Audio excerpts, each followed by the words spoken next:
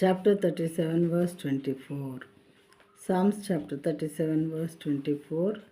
కీర్తన గ్రంథం 37వ అధ్యాయము 24వ వచనం 23 24 చూద్దాము. The steps of a man are established by the Lord when he delights in his way. Though he falls, he shall not be cast headlong, for the Lord upholds his hand. ఒకని నడత యెహోవా చేతనే స్థిరపరచబడును. ఒకని నడత యెహోవా చేతనే స్థిరపరచబడుతుంది. మన నడతలను స్థిరపరిచే దేవుడు ఈయన. అయితే వాని ప్రవర్తన చూసి ఆయన ఆనందించును.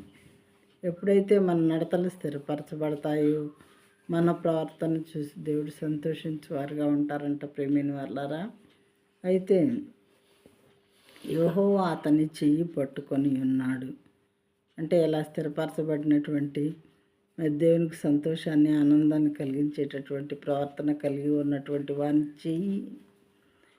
చెయ్యి దేవుడు పట్టుకొని ఉంటాడంట. కాబట్టి అతడు నేలను పడినను లేవలేక ఉండడు. అతడు నేలను పడినను లేవలేక ఉండడు. అంటే ఏంటి ఇక్కడ? ఫర్ ఎగ్జాంపుల్, ఒక తల్లి చేతిలో లేదా తండ్రి చేతిలో తన పసిబిడ్డ ఉన్నాడు అనుకోండి. 1 year 1.5 years కలిగినటువంటి బిడ్డ ఉన్నాడు అనుకోండి. సంవత్సరం బిడ్డలో తప్పటడుగులు వేస్తూ ఉంటారు కదా. వాళ్ళని పట్టుకొని తల్లి లేదా తండ్రి అటు ఇటు నడుస్తూ ఉన్నప్పుడు మరి వాడు కింద పడినా కానీ తల్లి చేతిలో ఉంటుంది కాబట్టి వీడి చెయ్యి మరలా లేపువారుగా ఉంటారు తల్లి కానీ తండ్రి కానీ.